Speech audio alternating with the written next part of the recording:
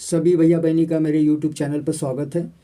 बच्चों, भौतिकी part first class 12th में एक बहुत महत्वपूर्ण टॉपिक है, वो है अन्य योन्य प्रेरण गुणांक। बच्चों, इसका मतलब है अन्य योन्य यानी एक कुंडली दूसरे कुंडली को प्रभावित करती है। कैसे करती है बच्चों, इसके गुणांक के बारे में जानें।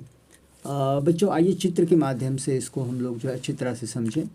सर्वप्रथम माना प्राथमिक कुंडली में I1। तो बच्चों, ये आपकी कुंडली है, इधर आपका जो बैटरी है, इधर आपकी कुंजी है, और इसी के अंदर हम लोग क्या करेंगे, धारा I1 को क्या करेंगे, प्रवाहित करेंगे।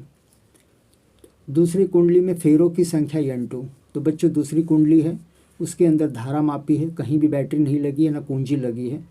तो बच्चों, फेरों की संख्या N2 तथा फ्लक्स की संख्या फ्लक्स 2 है। तो इसके साथ बच्चों फ्लक्स 2 होगा। प्रथम कुंडली में धारा I1 के अनुक्रमानुपाती है।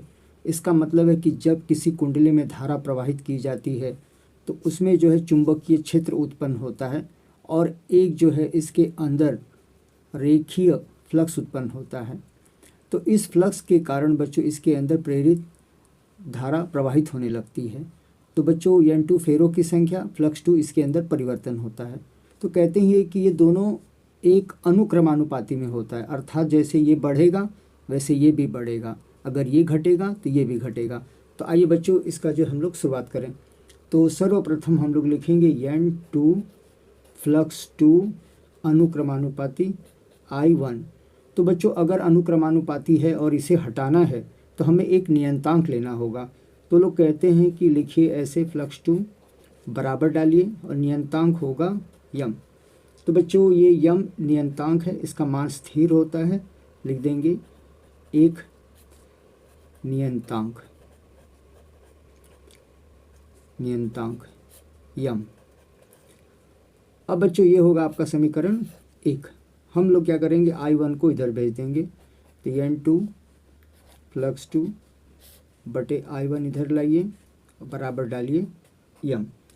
तो बच्चों, जो यम डाला है ये आपका कहीं ना कहीं सवालों में इसका प्रयोग होता है। तो बच्चों, जब कभी भी धारा में परिवर्तन किया जाता है तो दूसरे वाले में प्रेरित धारा और विद्युत वाहक बल उत्पन्न होता है। तो जो फैराडे के दूसरे नियम के अनुसार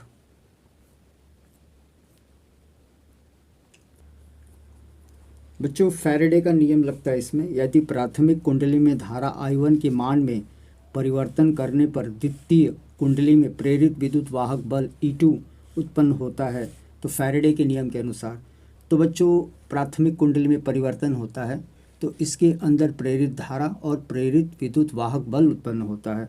तो बच्चों, कैसे प्रेरित विद्युत वाहक बल लिखते हैं, E2 लिखेंगे माइनस, E2 माइनस इसलिए क्योंकि ये विरोध में पैदा होता है, लिखेंगे N डेल्टा फ्लक्स 2 और बल्टे लिखेंगे डेल्टा T। बच्चों, अगर हम लोग ध्यान से देखेंगे तो हमारा ये जो N2 और ये जो फ्लक्स 2 है ये कहीं ना कहीं है। तो देखेंगे समीकरण में लिखा है कि यदि N2 और फ्लक्स 2 है तो उसका मान होगा I1 यानी धारा। तो बच्चों, कैसे लिखा जाएगा, E2 बराबर हम लोग क्या करेंगे, ये डेल्टा को बाहर निकालेंगे, माइनस डालेंगे, N2 और फ्लक्स 2 को साथ लेंगे और नीचे लिखेंगे डेल्टा T। इसको हम लोग डालेंगे कोष्टक में। तो बच्चों, इस E2 का मान होगा माइनस डेल्टा, क्या दिया है, यम I1 बटे डेल्टा T। बच्चों, E2 बराबर यम को बाहर निकाल लेंगे और अंदर लिखेंगे minus delta I1 upon delta T। तो बच्चों, यम को ही रखे, बाकी सबको यहाँ शिफ्ट करें। तो E2 इंटू ये वाला इसको इधर लाएंगे तो ये डेल्टा T ऊपर हो जाएगा और ये डेल्टा I1 इधर हो जाएगा, बराबर बचेगा माइनस। ठीक है बच्चों, माइनस E2 का मतलब है कि जो प्रेरित विद्युत धारा बह रही है वो जो है मुख्य धारा का विरोध कर रही है। तो बच्चों, माइनस E2 हम लोग क्या करेंगे, इसका पूरा मान जो है 1 डाल देंगे। तो माइनस E2 इंटू 1 बराबर यम, माइनस हटा देंगे तो यम बराबर E ऐसे। तो बच्चों मुझे आशा ही नहीं विश्वास है कि आपको वीडियो ज़रूर पसंद आया होगा। बच्चों लाइक करिए, सब्सक्राइब करिए और कमेंट करिए। धन्यवाद।